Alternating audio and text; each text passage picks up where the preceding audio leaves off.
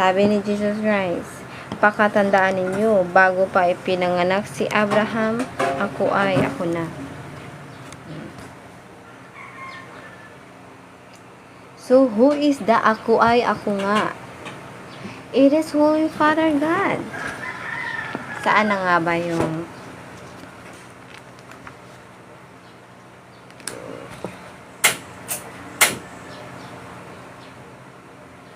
inutusan niya si Moses? Sabi ni Moses, anong pangalan mo na nag-utos sa akin? Pagtanungin ako. So, anong sabi ni Diyos Ama? Sabihin mo lang na ako nga. Diba? Naalala mo yun? Diba si Moses? Inutusan siya ng Diyos Ama na punta ka doon kay Paraon. Iligtas mo ang mga Israelita. Diba sabi ni Moses, anong pangalan mo na sasabihin ko kapag sila ay magtatanong sa akin? Sabihin mo lang sa kanila, ako nga. I am the I am. Diba?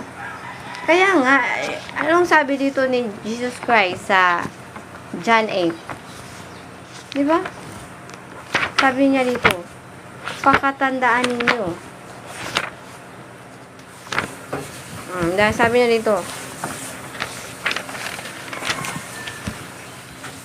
pakatandaan ninyo, bago pa ipinanganak si Abraham, ako na.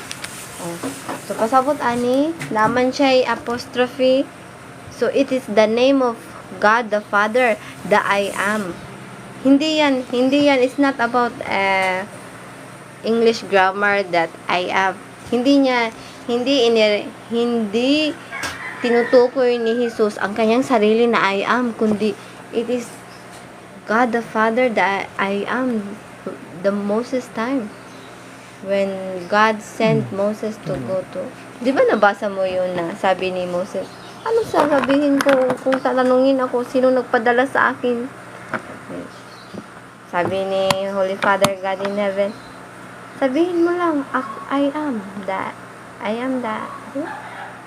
am. I am the I am.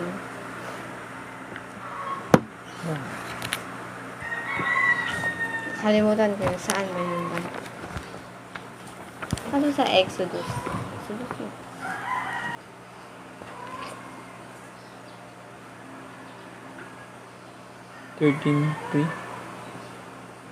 Ha? Kumana ka basa? Hindi pa. 3:14.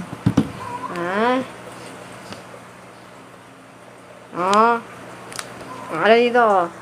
Sinabi ni Moses, pupunta ako sa mga Israelita at sasabihin sa kanilang ako'y sinugo ng Diyos ng aming ninuno.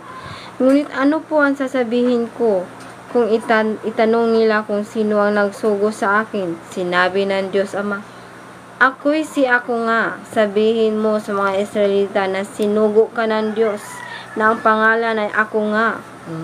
Yan ang tinutukoy ni Jesus Christ. Sabi ni Jesus Christ, pakatandaan ninyo. Anong sabi niya dito? Sabi niya dito, pakatandaan ninyo, bago pa ipinanganak si Abraham, ako nga. It is Holy Father God. It's not about Jesus Christ. Jesus Christ just saying the name of God the Father in Moses' time. Diba?